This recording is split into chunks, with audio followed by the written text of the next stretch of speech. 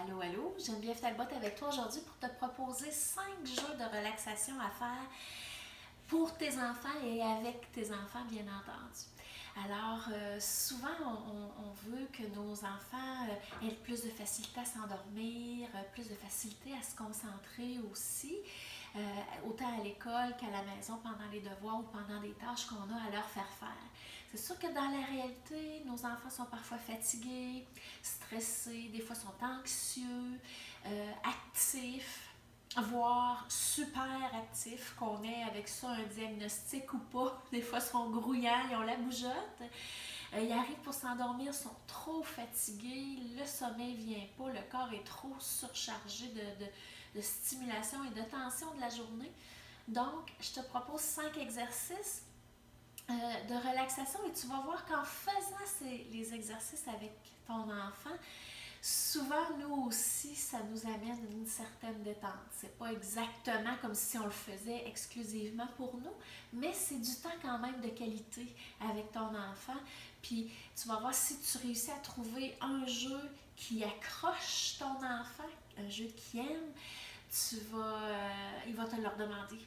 Tu vas le faire tous les soirs, peut-être avant de se coucher, ou tu sais, il va ressentir lui aussi les bienfaits. Donc, le premier jeu que je te propose, c'est le dessin sur le corps. Je sais qu'il y a certains services de garde ou des professeurs, peut-être même de maternelle, qui l'utilisent. C'est super intéressant, c'est excellent pour augmenter la concentration parce qu'ils sont obligés d'arrêter de se concentrer, voir qu'est-ce que l'autre derrière moi est en train de dessiner dans mon dos. Mais comme parent, ce que tu peux faire, tu t'installes assise, en position assise, tu installes ton enfant devant toi. Si tu as plusieurs enfants, ils peuvent être en domino, là, un en avant de l'autre, puis chacun dessine sur le dos de l'autre, puis on peut faire une rotation ensuite de ça. Ils aiment ça. Ça fait comme un petit train. Donc, ce que tu fais, c'est que tu directement sur la peau, ou ça peut très bien se faire sur un chandail, par-dessus le chandail sans problème, tu viens dessiner quelque chose de simple. Plus l'enfant est jeune, plus c'est simple. Un soleil, une maison, des fois ça va être juste un cercle, un triangle, tu sais, quelque chose de très très simple. Plus les enfants vieillissent, plus qu'on peut rajouter des détails. On pourrait même aussi un peu plus vieux écrire des mots en lettres carrées doucement pour leur faire deviner le mot. Donc, pendant ce temps-là, l'enfant est obligé de se concentrer et ça, vu qu'on se concentre, donc on se ramène dans le moment présent, puis on est obligé de...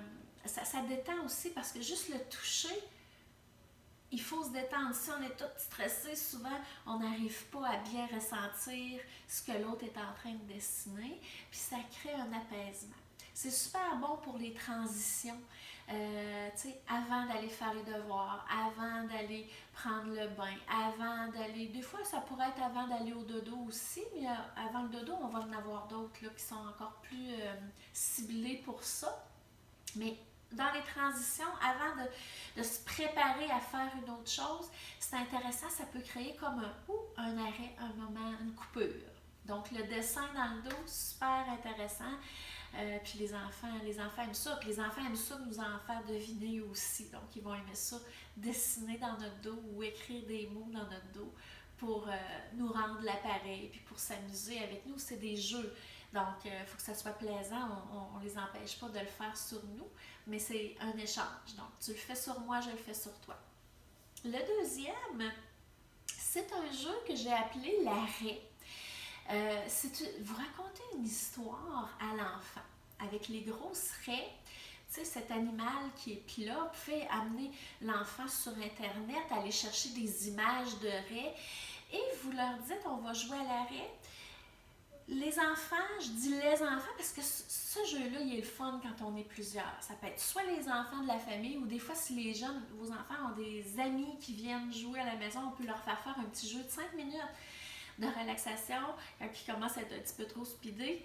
Donc on les installe au sol, ils sont allongés et on leur explique que l'arrêt, pour se protéger des prédateurs, elle ne bouge plus, elle fait la morte, autrement dit. elle ne bouge plus, comme si c'était un fond marin ou une roche. Donc, les prédateurs sont moins attirés vers elle. Donc, nous, on est le prédateur. Vous pouvez dire que vous êtes un requin ou peu importe l'animal, vous pouvez décider ce que vous voulez. Et eux sont les raies. Ils s'installent, puis la raie, là, il faut qu'elle soit installée de tout son long, les bras ouverts, les jambes relâchées. Et le parent, le prédateur, circule entre les raies et quand il en voit une bouger, on touche l'enfant doucement pour dire t'es mort, je t'ai mangé. Donc, puis tu sais, des fois, ils viennent des champions, là. Ça va être dans la subtilité. Les paupières qui font ou tu sais, quand ils sortiennent de pas ouvrir leurs yeux, ou le petit doigt qui a bougé, c'est comme, des fois, il faut aller dans le mouvement plus subtil, puis des fois, c'est évident, parce qu'il y en a qui ont de la misère à rester allongés longtemps, sans bouger. Donc, ça, je l'ai fait souvent quand je faisais du yoga dans les écoles primaires, puis les jeunes adoraient ça parce que c'était comme un challenge. Qui resterait vivant, dans le fond? Quelle raie se serait pas fait manger? Dans le fond, quelle raie aurait pas bougé? Donc, ça devient comme entre guillemets, une compétition, mais c'est sain, c'est un jeu, c'est drôle, puis les enfants aiment cette espèce de challenge-là, de défi-là, qui va toffer le plus longtemps, qui va bouger le moins. Donc, puis ça, si vous êtes plusieurs, puis que vos enfants connaissent bien le jeu, ils peuvent à leur tour devenir le prédateur, vous allez au sol, vous faites l'arrêt, vous jouez le jeu un peu, là. Fait que c'est intéressant. Puis c'est pas un jeu qui est bien long, là. Tu sais, quand on a fait quelques minutes, c'est suffisant, mais le temps qu'ils sont au sol et qu'ils font le mort, ils savent pas, mais ils sont en train de se poser et de se détendre. Donc, ça vaut la peine de l'essayer, je vous le conseille fortement. Si vous avez seulement un enfant, vous pouvez utiliser, entre guillemets, l'autre parent, puis ça peut être le prédateur qui se promène, qui est au loin, puis quand il arrive un peu plus proche, l'enfant, il faut qu'il arrête de bouger. Donc, il y a moyen de l'utiliser sans qu'on soit une classe au complet, là. Donc, voilà pour le jeu de l'arrêt. Pour les 3 prochains exercices, les 3 prochains jeux, je vais inviter mon fils à venir se joindre à moi parce que je vais vous démontrer. Il y aura les doigts chandelles, il y aura le jeu de la couverture, puis il y aura le jeu du piano aussi. Donc, reste là, on revient avec Justin. Alors, je t'explique l'exercice des doigts chandelles. L'idée, c'est de prendre notre main comme si on avait 5 chandelles d'allumer au bout des mains. Des fois, là, ça peut être drôle, on permet aux enfants d'allumer chacune des chandelles.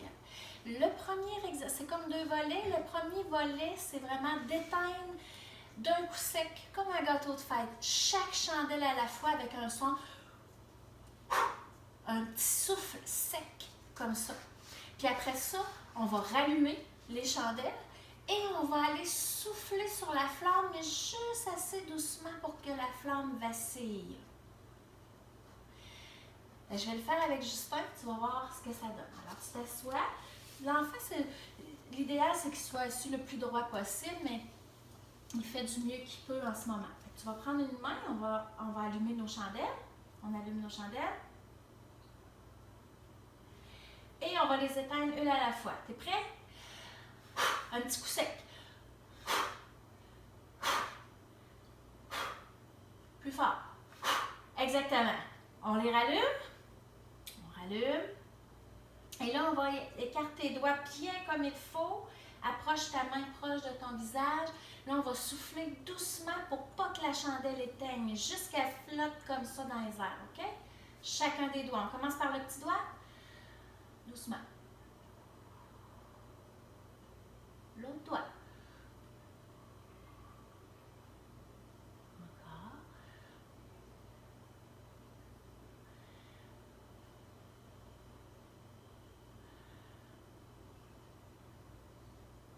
Excellent. Puis là, ben, nos chandelles sont allumées, fait qu'on termine par le premier volet. Attention, tu ne peux pas te brûler.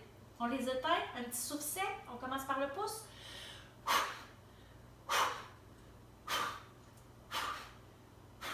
Yes, sir! Alors, c'est les doigts chandelles. Les doigts chandelles, tu peux les faire. Des fois, ça peut être le matin.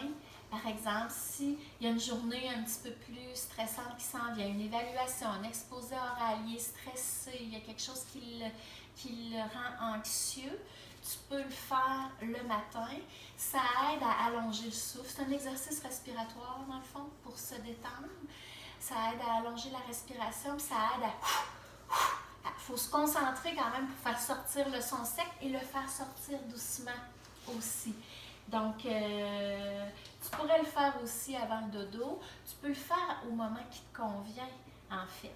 Mais je trouve que cet exercice-là, particulièrement, est bon dans les moments là, où tu sens que ton enfant est stressé, anxieux, avec des émotions un petit peu prises à l'intérieur. Ça aide à libérer le tout. Alors, je te présente l'exercice de la couverture. Ça, c'est vraiment un exercice de relaxation pour préparer le dodo. Là, on n'est pas dans notre lit, mais Justin, il aurait pu être dans son lit. Souvent, c'est ça qu'on va faire. Il s'installe déjà allongé. Si l'enfant a une doudou ou une couverture qu'il aime particulièrement, ça peut être intéressant de l'utiliser. Ça va chercher encore plus de décontraction puis d'abandon. Sinon, prends une couverture chaude que tu as à la maison, là, pas trop grande, parce que tu vas voir qu'à un moment donné, on vient comme embourber un petit peu dans la couverture. Alors, les instructions que l'enfant doit savoir, c'est qu'à chaque endroit où on passe la couverture, nous, on va nommer l'endroit. Relâche ta tête, ton visage, tes épaules, on fait juste nommer. Et à chaque endroit qu'on nomme et que la couverture est déposée, il faut qu'il détende un petit peu son corps. Fait que je vais vous faire avec toi pour te montrer ce que ça donne. T'es prêt? Fait que si l'enfant n'a pas peur, on peut vraiment cacher le visage pour commencer. Souvent, il trouve ça drôle. Alors, tu le guides comme du mieux que tu peux en nommant les parties du corps. Alors, Justin, détends ton visage, ta tête, relâche ton front, relâche tes yeux, les joues, relâche ta bouche, relâche tes épaules et tes bras sur les côtés. C'est comme si tu venais toute mou. Tu relâches ta poitrine, tes mains sur les côtés, ton ventre. Tu relâches ton bassin, tes jambes, tes genoux. Relâche le bas de tes jambes et détends tes pieds. Souvent, une fois, c'est pas suffisant. L'autre chose que tu peux faire, tu peux vraiment, si ta couverture est assez longue, tu recouvres au complet, voyez-vous, le corps de l'enfant et on vient tirer la couverture au pied. Donc, relâche ta tête, ton front, pose tes paupières, on y va lentement. Relâche tes joues, ta bouche, ton cou. Relâche tes bras sur les côtés. Tout mou, détends ton ventre. Relâche ton bassin. Tu peux fermer tes yeux, Justin, si tu veux un petit peu plus de détente. Tu pourrais les laisser ouverts si tu préfères aussi. Je pense que c'est ce que tu préfères en ce moment. C'est correct. On relâche les cuisses, les jambes, les genoux, le bas des jambes et on relâche les pieds en tout dernier. Puis si c'était vraiment au moment du dodo, ce qu'on fait, c'est qu'on prend ses couvertures, on l'habille, puis c'est bonne nuit, beau rêve. Alors, je te présente l'exercice du piano. L'idée de prendre le piano, c'est comme si chaque note de piano amenait une pression sur le corps, une pression imaginaire, pour détendre le corps. Alors, ce qu'on fait, c'est que l'enfant est installé idéalement sur son dos dans son lit, probablement. C'est rare qu'on va s'installer avec un enfant pour le faire sur un tapis de yoga comme ça, mais ça peut arriver aussi. Ça peut être un jeu en famille. Mais celle-là est intéressante avant le repos. Donc là, Justin, tu vas bouger tes orteils comme si tes orteils appuyaient sur des touches de piano. Donc, bouge tes orteils, bouge-la grand, grand, grand, comme si on jouait une mélodie sur le piano. OK? Tu continues à bouger tes orteils et tu vas venir placer tes mains sur le ventre, puis tu vas venir bouger tes doigts sur ton ventre comme si tu jouais du piano. On pourrait le faire aussi si on veut, mais l'idée c'est de ne pas chatouiller l'enfant, mais vraiment juste d'amener son attention dans ses mains, de jouer du piano avec ses doigts sur son ventre. Et à partir de maintenant, Justin, tu vas relâcher tes mains. Tu pourrais les laisser sur ton ventre si tu es bien. Tu pourrais les mettre sur le long de ton corps aussi. Tu y vas comme toi, tu es bien. Puis tu relâches tes pieds aussi, tout bien détendu. Et à ce moment-ci, si c'est possible pour toi, tu pourrais introduire une musique de piano avec ton téléphone ou un CD que tu as simplement.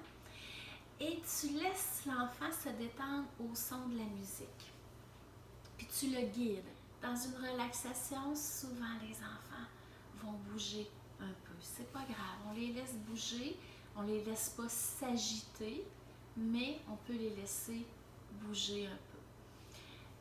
Relâche tes épaules, relâche ton visage, laisse les notes de piano atteindre tes joues, ta bouche, relâche tes paupières et ta tête. Alors voilà, on pourrait laisser la musique jouer un peu, on l'abrille et merci, bonsoir, le dodo est prêt. Alors, j'espère que tu auras trouvé dans ces 5 jeux-là de l'inspiration, dans le fond, pour pouvoir faire des jeux de détente avec ton enfant ou tes enfants.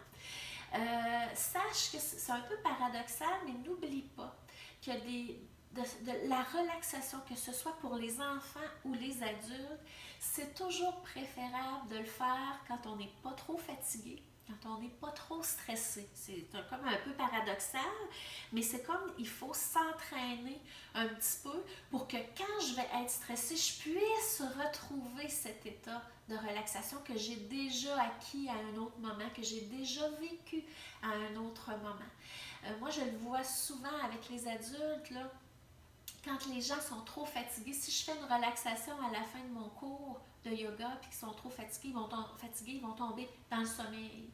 Puis on passe à côté de l'impact de la relaxation à ce moment-là.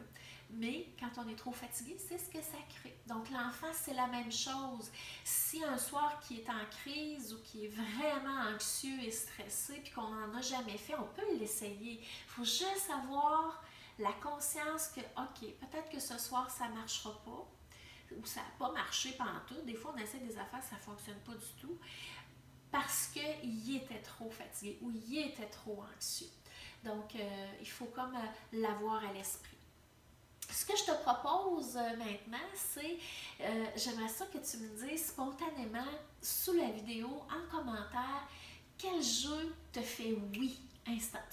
Quel jeu te dit, hey, moi celle-là, je l'essaye ce soir avec mon enfant ou demain. OK? Spontanément comme ça. Si tu l'as expérimenté, j'aimerais ça que tu me reviennes avec les effets que tu as observés chez ton enfant ou chez toi, ou tu sais, me partager le bon moment de qualité que tu as vécu avec ton enfant grâce à un des jeux de relaxation, quel qu'il soit. Puis, partager ça. Donc, je veux t'entendre, je veux que tu me partages ton expérience. Si tu as trouvé cette vidéo utile, je t'en remercierais de la partager, de l'aimer pour que on puisse aider d'autres parents puis que ça soit utile pour d'autres enfants aussi. Alors, je te dis à la prochaine. Merci. Bye bye.